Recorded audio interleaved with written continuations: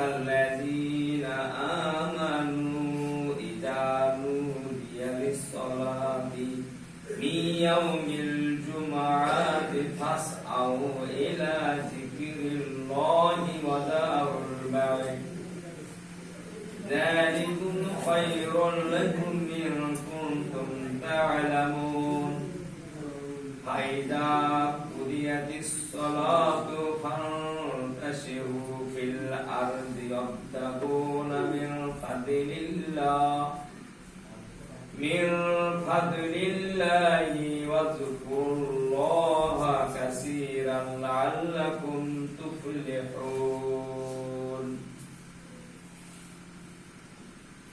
ওয়া ইযা রাআউ তিজারাতান আও লাহওয়ান ফাদু ইলাইহা ওয়া তারাকুকা কাইয়্যিমা কুল মা ইনদাল্লাহি খায়রুম মিনাল লাহবি ওয়া মিনাত তিজারাতি ওয়াল্লাহু খায়রুর রাযিকিন সাদাকাল্লাহুল আযীম। সমস্ত প্রশংসা মহান আল্লাহ রব্বুল আলামিনের জন্য। আমরা মহান আল্লাহ শাহী দরবারে কৃতজ্ঞতা জ্ঞাপন করি। আলহামদুলিল্লাহ। প্রিয় নবী, শ্রেষ্ঠ নবী হযরত মুহাম্মদ মুস্তাফা সাল্লাল্লাহু তাআলা আলাইহি ওয়াসাল্লামের উপর দুরূদ ও সালাম বর্ষিত হোক। আল্লাহুম্মা আমিন। সম্মানিত মুসলিমবৃন্দ, শ্রেণীমতে শ্রদ্ধা ও ভালোবাসা, স্নেহ ও শুভেচ্ছা। আজকের খুতবা সূরা আল জুমা। সূরা আল জুমা, এই সূরাটি নাজিল হয়েছে মদিনায়। এই সূরাটি সেই সময়ে নাজিল হয়েছে প্রিয় নবী মুহাম্মদুর রাসূলুল্লাহ সাল্লাল্লাহু আলাইহি ওয়াসাল্লাম যখন খুতবা দিতেন, আলোচনা করতেন, ভাষণ দিতেন, তখন মানুষেরা সেই সময় বেচা কিনাও করত। সিরিয়া থেকে, মক্কায় কিছু হয় না, মক্কা উত্তপ্ত, খুব কঠিন, তবে সিরিয়া থেকে সব সবজি বিক্রি করতে আসতো। আমাদের দেশও দিতে না, সব ভ্যানে করে করে সব সবজি নিয়ে এসে, বা বিভিন্ন হকাররা আসে, এসে মদিনার ওই গলি এগুলি সব আপনার ওই এমন একটা শব্দ করে, বাজনা শব্দ, দেখবেন সাপ খেলারা ডুবি বাজায়, এরকম সবকিছু সব হকাররা একটা আলাদা আওয়াজ থাকে, যারা আইসক্রিম তাদের আলাদা থাকে, এইরকম একটা বাজনা দিত। তো মসজিদ থেকে বেরিয়ে তারা কিনা বেচা শুরু করে দিত। তাদের লক্ষ্য ছিল যে আমি যদি না যাই তাহলে আমি তো পাবো না, বিক্রি হয়ে গেলে আমি আর পাবো না। তাই খুতবা শোনা বন্ধ করে ওদিকেই। তো এই সমস্যা সমাধানের জন্য আল্লাহ তাআলা এই আয়াত ঈমানদারের উপরই কি করেছেন, কোন কাফেরের উপর না, এটা একবার খাস ঈমানদার কি করেছে, যারা নামাজি ঈমানদার তারা শোনে। আল্লাহ রাব্বুল আলামিন বলছেন, হে ওই সব লোকেরা যারা ঈমান এনেছো, যারা আল্লাহকে মানো, পরকালকে মানো, জাহান্নাম জান্নাতকে যারা মানো, তারা শোনো, যখন নামাজের জন্য তোমাদের ডাকা হয় তখন আল্লাহর জিকিরের দিকে ধাবিত হও এবং বেচা কিনা ছেড়ে দাও। এটাই তোমাদের জন্য বেশি ভালো যদি তোমাদের জ্ঞান থাকে। তারপর যখন নামাজ শেষ হয়ে যায় তখন ভূপৃষ্ঠে ছড়িয়ে পড়ো এবং আল্লাহর অনুগ্রহ সন্ধান করো এবং অধিক মাত্রায় আল্লাহকে স্মরণ করতে থাকো। আশা করা যায় তোমরা সফল কাম হবে। তাহলে যখন খুতবা হবে, আল্লাহ তাআলা কি বললেন? আপনারা তো জানেন যে জোহরের নামাজ কয় রাকাত? ফরজ। আর জুম্মা 2 রাকাত। 2 রাকাত আল্লাহর নির্দেশে কয়েকটা নামাজ আছে। সফরে গেলে 4 রাকাতে 2 রাকাত। কয় রাকাত? 2 রাকাত। ঈদের নামাজ 2 রাকাত, জুম্মার নামাজ 2 রাকাত। হ্যাঁ, যদি ফরজ নামাজ কাজা হয়ে যায় তো কাজা আদায় করতে হবে, তাও 2 রাকাত। তো এখানে আল্লাহ তাআলা বলছেন যে খুতবা হবে, ভাষণ হবে। এখানে জিকিরের অর্থ হচ্ছে খুতবা, ভাষণ। আপনারা তো সবাই জানেন যে মসজিদ হচ্ছে একটা পার্লামেন্ট। যখন খেলাফতের শাসন ছিল সেই সময় মসজিদেই আলোচনা হতো কোথায় কিভাবে যুদ্ধ করতে হবে না করতে হবে, কিভাবে ইসলামের অগ্রগতির জন্য কাজ করতে হবে। আর এই কারণেই দেখিবে এই খুতবাটাকেও মুসলিম দেশ বাংলাদেশ, অথচ সেখানেও নির্দেশ দেওয়া হয়েছে খুতবা নিজের ইচ্ছা মতো ইমামরা দিতে হবে না, রাষ্ট্রীয়ভাবে যে খুতবা দিতে হবে তাই দেওয়া হবে। কত বড় অন্যায় দেখেন! মক্কার ইমাম থেকে নিয়ে জুম্মা মসজিদের খুতবা ইমাম নির্বাচন করবে কোন খুতবা দেওয়া দরকার। আমি আমার ভারতবর্ষের নাগরিক, ভারতবর্ষে এখন কোন খুতবা দিব, কেমন করে দিব, সেটা আমি ভাববো না সরকার ভাববে? সরকার ভাবছে কেন? যে আমার লেজে যেন কোনো ক্ষতি পা তুলে না দেয় নাকি। কদিন আগে একটা জুম্মার খুতবা দিয়েছিলাম, সেই খুতবাতে ভোটের কথা এসেছিল। আমি মনে করি খুতবা বুঝতেই পারে না, কিন্তু ঠিক বুঝতে পারে। যখন হাতে পড়ে, লেজে পড়ে, আরো অমনি বুঝতে পারে। কি বুঝতে পারছেন না কথা? এমনি ঘুরবে, আর যাহা হাতে পড়বে ও আর নিজের পাটিতে পড়বে, আর অমনি জায়গায় চলবে, ঘুরলে ফিরে। খুতবা বুঝে ঠিকই, কিন্তু পাগল সাজে। বুঝতে পারছেন? এক বুড়ি পয়সা একটা ছেলেকে গণিতে দিয়েছে, তখন বুড়ি পয়সা গণিতে দিয়ে আবার ভাবছে ভুল করে দিলাম তো, ভুল করে দিলাম তো। ওরা তখন পয়সা গণে ওরা কিছুটা লোক আছে, দেখেছে এতটা আছে, দে তুই পয়সা সব ঘুরে দে, আমি গণিতে জানি। তার মানে ভুল মেরেছে, তাও বুড়ি বুঝতে পেরেছে। খুতবা এমনি সব পাগল সাজবে, ঘুরবে, আর যাহা হাতে পড়বে নিজের পাটিতে পড়বে, আর অমনি ধরো সমালোচনা শুরু করে দেবে।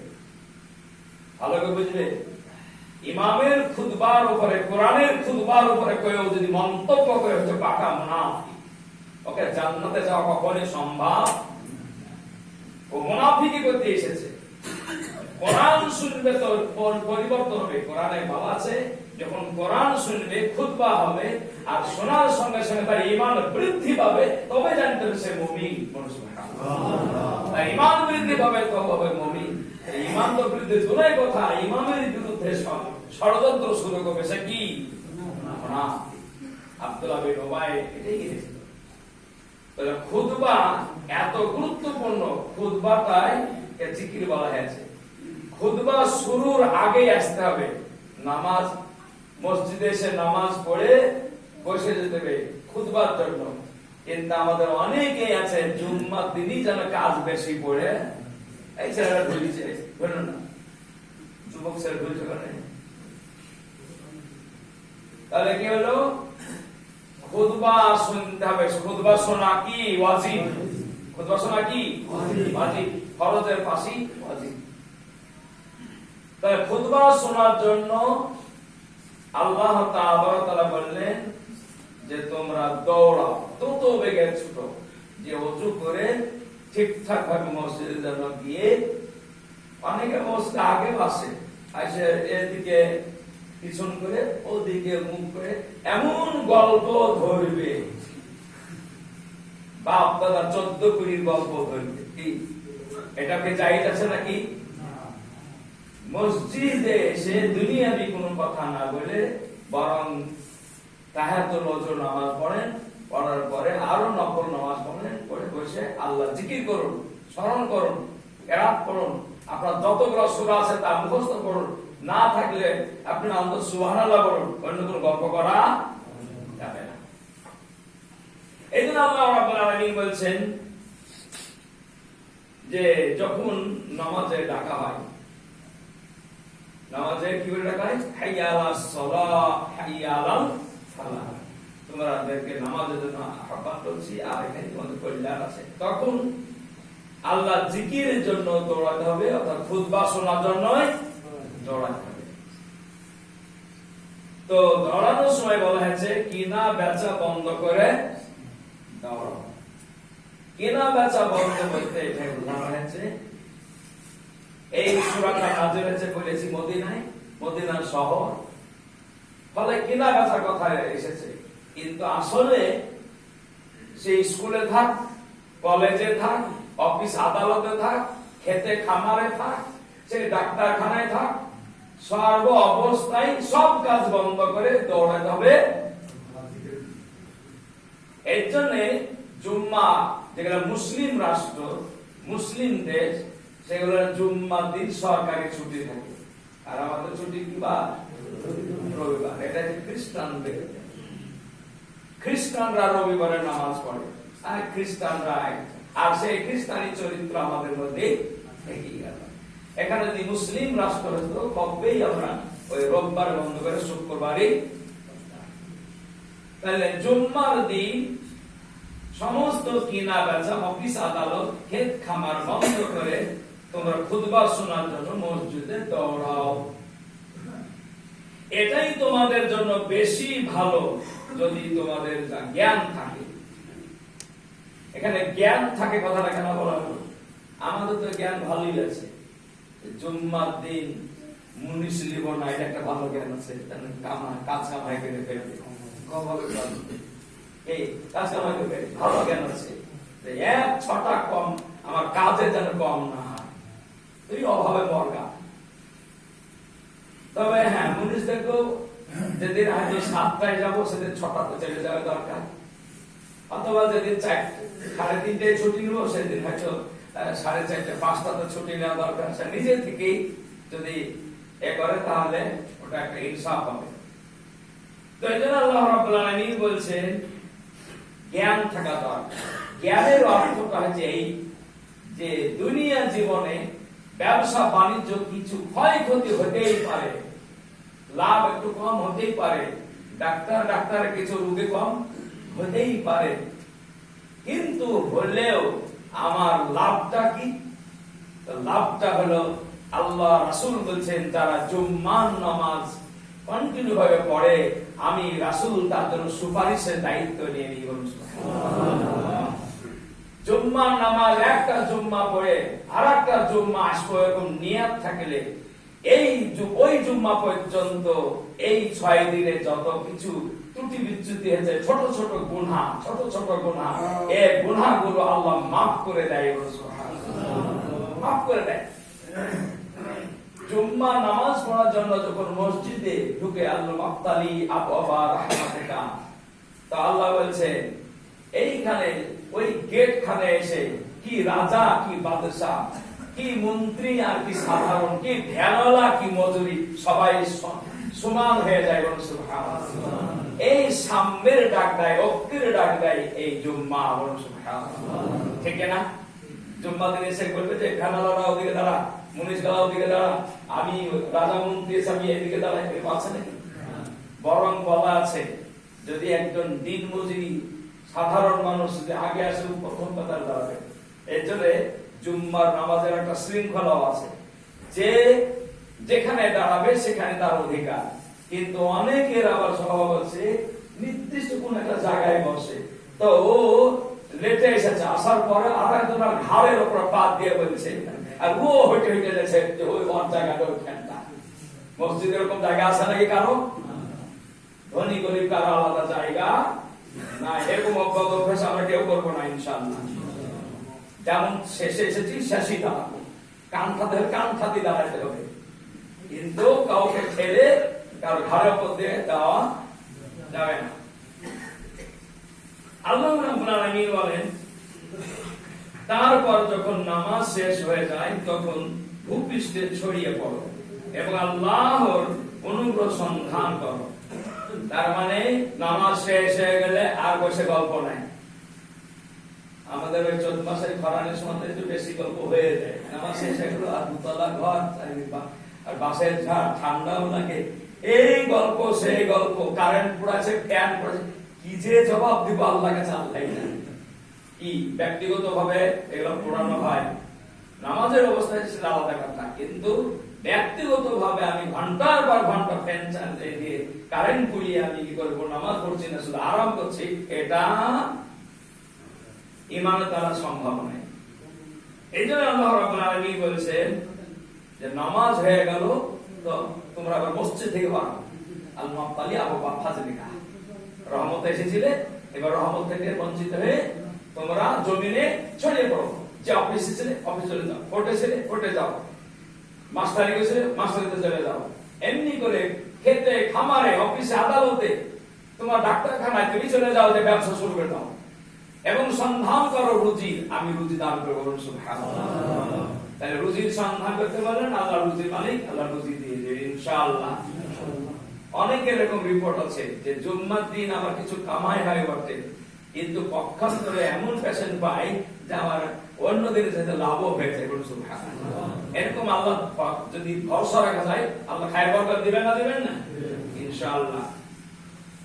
তাহলে ভূপৃষ্ঠে আল্লাহ পাক ছড়িয়ে দিতে বললেন না যে মসজিদে বসে বসে তাসবিহ করো বা মসজিদে বসে বসে আরাম করো, এসব কিছু বললেন।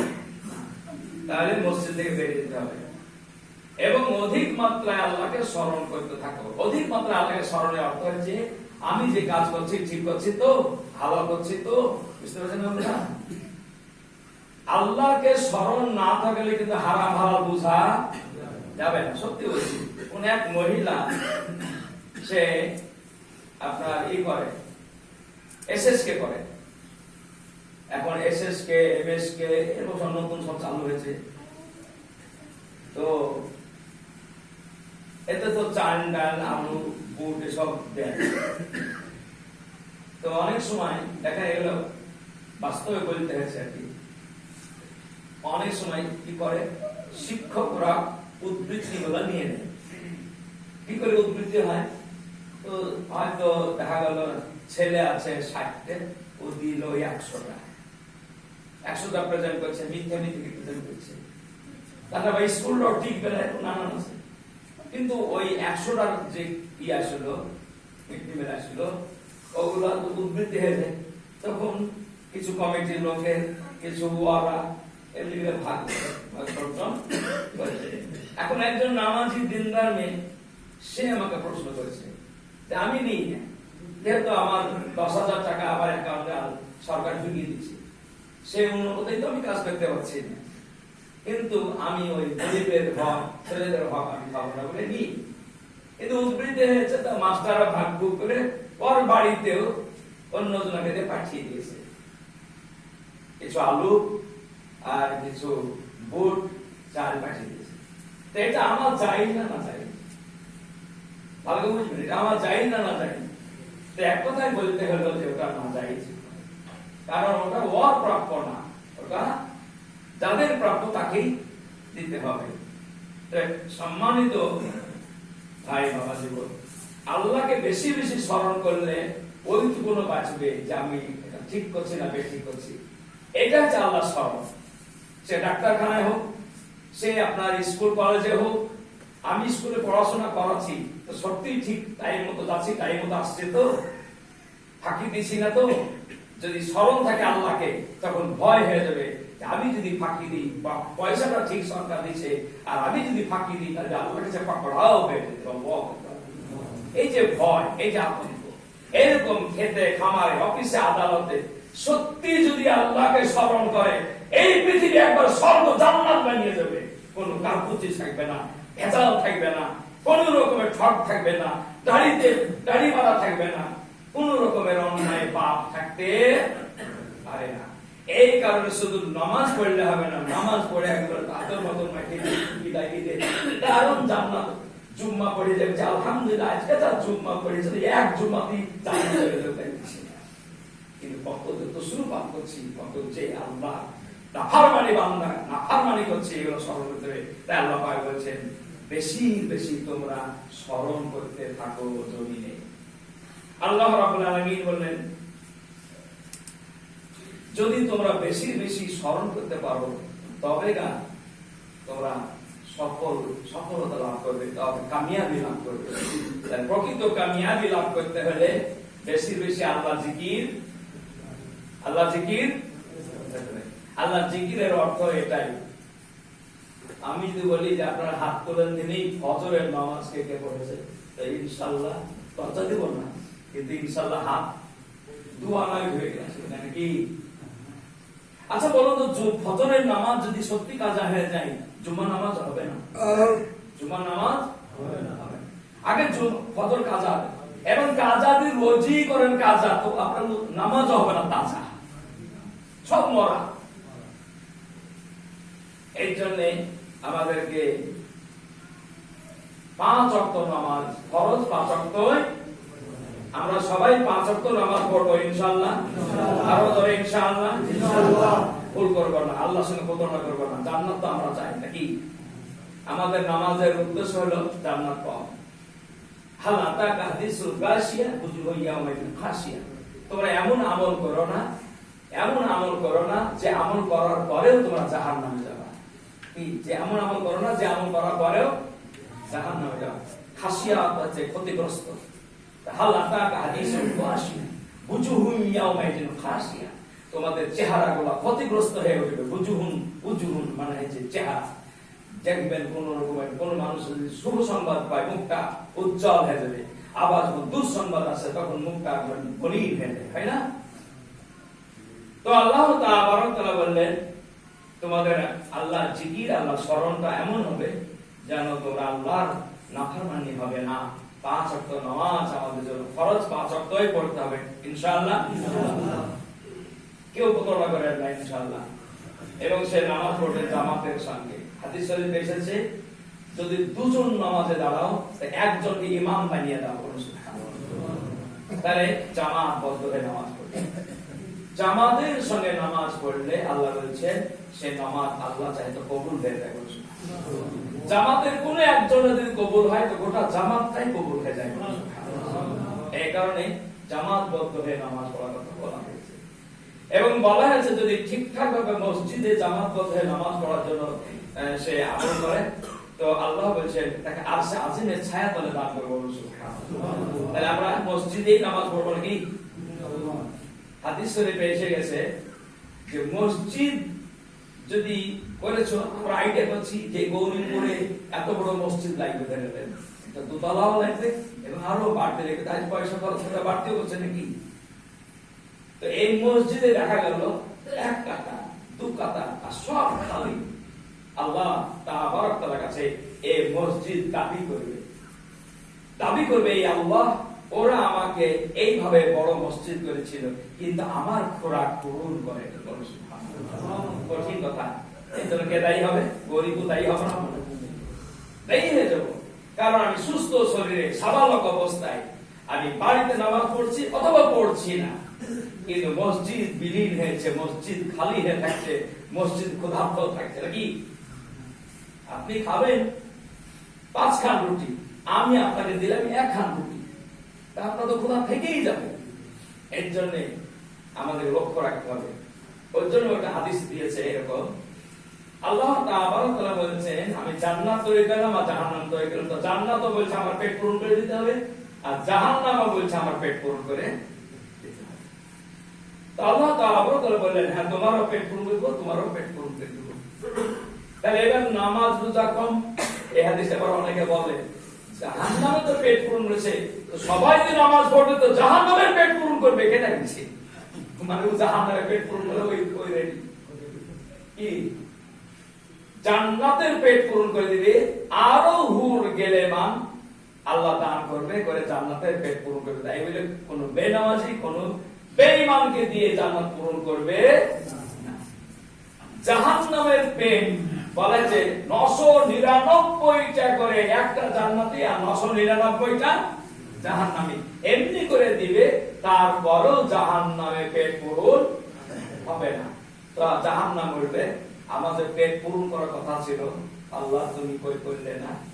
তো আল্লাহ তার কুদরতের পা, আল্লাহ জালে শাহরুহু তার সেই কুদরতের পাটা জাহান্নামে চাপিয়ে দিল। আল্লাহু আকবার। জাহান্নামে পা আল্লাহ পাক চাপিয়ে দিবেন।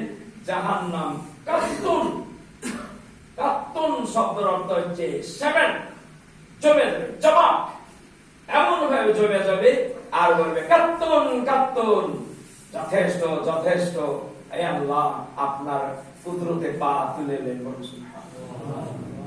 তাহলে জাহান্নামের পেট পূরণ করবে কি দিয়ে? আল্লাহ ভাববে। জান্নাতের পেট পূরণ করবে কি দিয়ে? আল্লাহ ভাববে।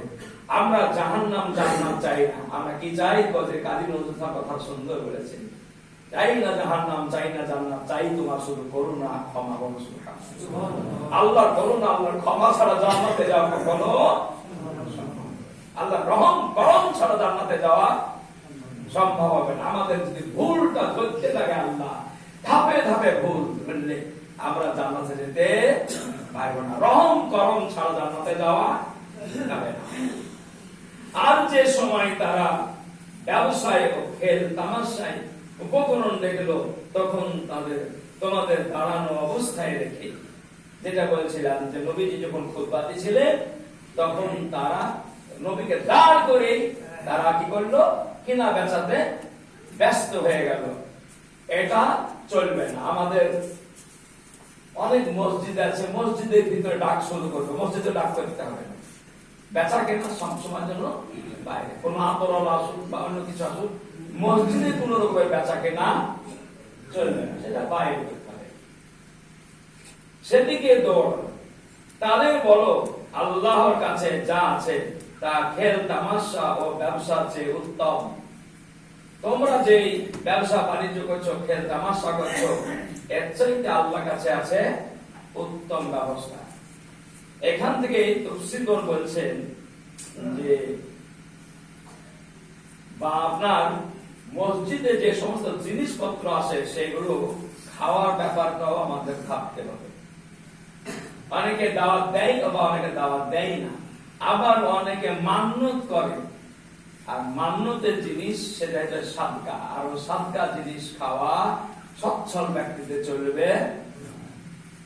এর জন্য উচিত হলে যে মসজিদে না নিয়ে এসে তুমি যদি মুসল্লি খাওয়ানোর শখ থাকে তোমার বাড়িতে খাওয়ানো, তাহলে তো তুমি এক বাটি ক্ষীর দিয়ে এসে কার পাতে পুজে, কার পাতে পুজে না, আর মসজিদে মুসল্লি খাওয়াচ্ছি। আসলে এটা মুসল্লি খাওয়ানো নয়, এটা যে সে কিছু মান্যত করে, এই রোগ যদি ভালো হয়, এই বিপদ যদি মুক্ত হয়, এইরকম করে মান্যতা করে থাকে। মেয়েরা তো করে এগুলা বেশিরভাগ।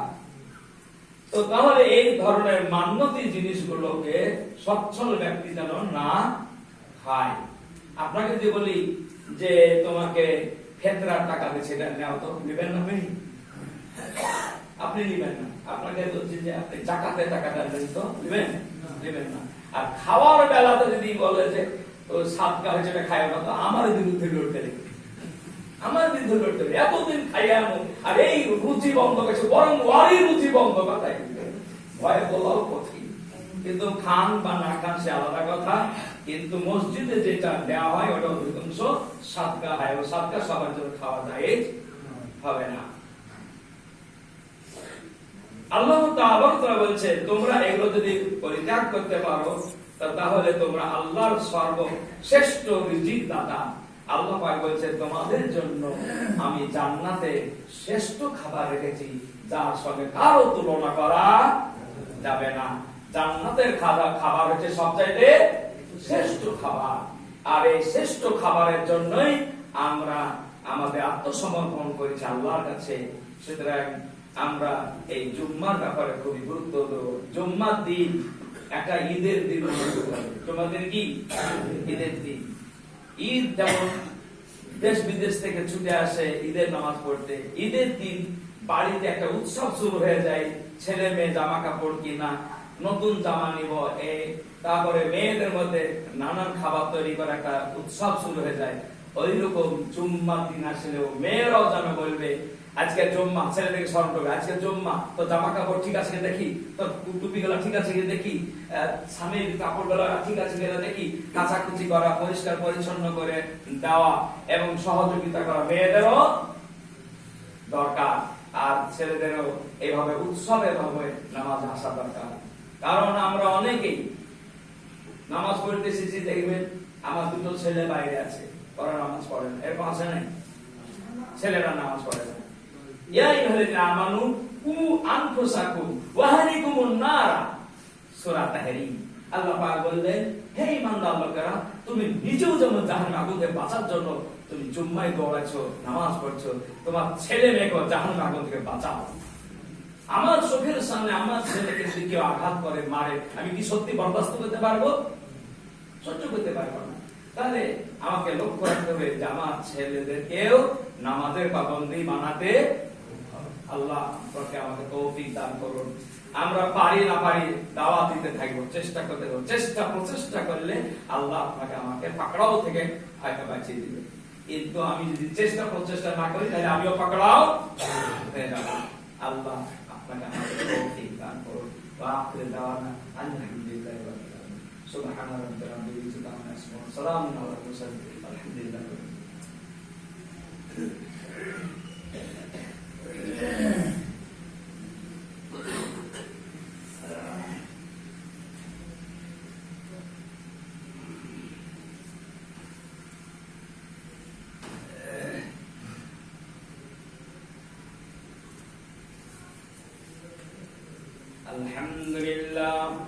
Alhamdulillah nahmaduhu wa nasta'inuhu wa nastaghfiruhu wa nu'minu bihi wa natawakkalu alayhi wa na'udzu billahi min shururi anfusina wa min sayyiati a'malina man yahdihillahu fala mudilla lahu wa man yudlil fala hadiya lahu wa nashhadu an la ilaha illallah wahdahu la sharika lahu ونشهد أن محمدا عبده ورسوله إن الله وملائكته يصلون على النبي يا أيها الذين آمنوا صلوا عليه وسلموا تسليما اللهم صل على محمد بمن صلى وسلم اللهم صل على محمد وعلى آل محمد بمن قد وقام وصل على جميع الأنبياء المرسلين وعلى كل الملائكة المقربين وعلى عباد الله الصالحين برحمتك يا أرحم الراحمين عباد الله إن الله يأمر بالعدل والإحسان وإيتاء ذي القربى والفحشاء والمنكر والبغي يعظكم لعلكم تذكرون ولذكر الله تعالى أعلى وأولى